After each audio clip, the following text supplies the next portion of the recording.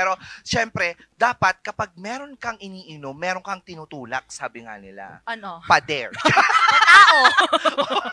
O yung harap mo. Harap mo, ganyan mo Syempre, siya. may mga pakanin ka din. Ay, Masarap oo. din magkape habang kumakain ka ng kanin. Kaya naman, mga ka-MP, kanin all the way, butil sa araw-araw. Aba, kwento sa hapagkainan. Dito lang yan sa Share Mo To.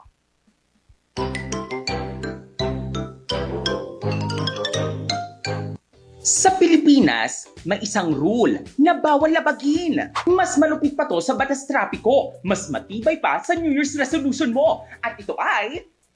walang tatalo sa kanin dahil kada ng ulam mo, hindi kompleto kapag walang rice. Noodles, lagyan ng kanin.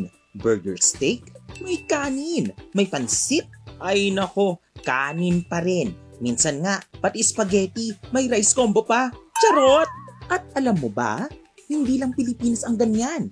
Sa Japan, may ramen plus rice combo meals. Sa Korea, may ramyun bap, ramen na sinasahugan ng kanin sa sabaw. Sa Thailand, may kagrapao, basil stir fry na may instant noodles at rice. Kanin supremacy is real worldwide. Sabihin mo na lahat. Wag lang yung busog ka na kahit walang kanin. Blasphemy yan sa mga Pinoy. Ang average Filipino ay kumukonsumo ng mahigit 120 kilos ng bigas kada taon. Ayon sa Philippine Rice Research Institute, kaya rin mataas ang demand dahil ang kanin ang main source of carbohydrates, energy boosters ng mga working class, estudyante, at tambay. Kaya nga kahit diet pang peg mo, kapag naamoy mo na yung bagong sinaing at meron pang kasamang sinangag, boom! Cheat day na agad! At kung magtitipid ka man, sapat na ang mantika toyo. Sabi nga nila, rice is love, rice is life. Pero bakit nga ba multiple times a day kumakain ng kanin ang Pinoy? Simple lang. Breakfast, lunch, dinner, at minsan midnight snack pa. Minsan nga may leftover rice pa for sinangag sa umaga. Bakit? Dahil ang kanin ay hindi lang pampabusog. Parte na ito ng kultura. May rice sa birthday, sa kasal, sa fiesta, sa burol, sa binyag, kahit sa break-up dinner. Pag may salo-salo, asahan mong may rice cooker na ready for refills. Alam mo bang sa ibang kultura, inaalay ang bigas sa mga Diyos para sa masaganang ani? Dito rin sa Pilipinas, ang bigas ay simbolo ng kasaganahan. Kaya nga sa kasal, isinasaboy ang bigas sa bagong kasal para raw umulan ng blessings. At kapag may bagong bahay, may bigas sa pa-blessing, pampaswerte. Hindi lang sa tiyan, pati sa buhay, may papel ang kanin. May ritual, tradisyon at paniniwala na nakasentro sa bigas. Ang kasabihang kanin, ang nagpapalakas sa katawan, ay rooted sa panahong agrikultural ng Pilipinas. Kanin ang sentro ng pagkain mula agahan hanggang hating gabi. Kahit saang parte pa yan ng Pilipinas o parte ng Asyang tunay na comfort ang food, hindi tsokolate, hindi ice cream, kundi matinit na kanin, sabayan mo ng sabaw at may pa-noodles on the go. Kaloka naman yun. Pansit na nga. Kakaninan mo pa. Ang malala, yung spaghetti. Ay, yeah! Oo, spaghetti. Meron. Tapos may kanin pa yan siya. Merong gumagawa po Oo, nun. hindi ko kinakaya yun. Parang Carbs on carbs. Well, Diba? I'm Hindi, at sorry. saka hindi ko kaya yung sauce na... Kasi diba ang sauce ng Spaghetti. Philippine spaghetti? Sweet. Sweet siya. So parang hindi ko siya kaya. Oo, with the rice. Hindi siya bagay. For me lang pero we don't Oo. judge naman kung kinakain nyo yun with rice. Yeah, no worries. To each his own. Oo, pero for me, hindi. I cannot. You cannot. Oo, dati nung nagra-rice ako talaga, ang pinaka lang, mga salsa. Oo, yung gano'n na salsa. Hindi. Ay, iba? Salsa yung medyo maatamis na maasim. Hindi, yung mga sabaw-sabaw ng mga mechado. Sarsa! Ay, sarsa ba Diyos yun? ko, ang salsa! Ito yung may kamatis! Yung sayaw nga yun. Ay! Nagulat pa ako. Ganon. Kinakain sarsa. Oo, yun, yung masarsa lang. Yun yung nilalagay ko talaga sa rice. Kanin. Pero I cannot with pansit.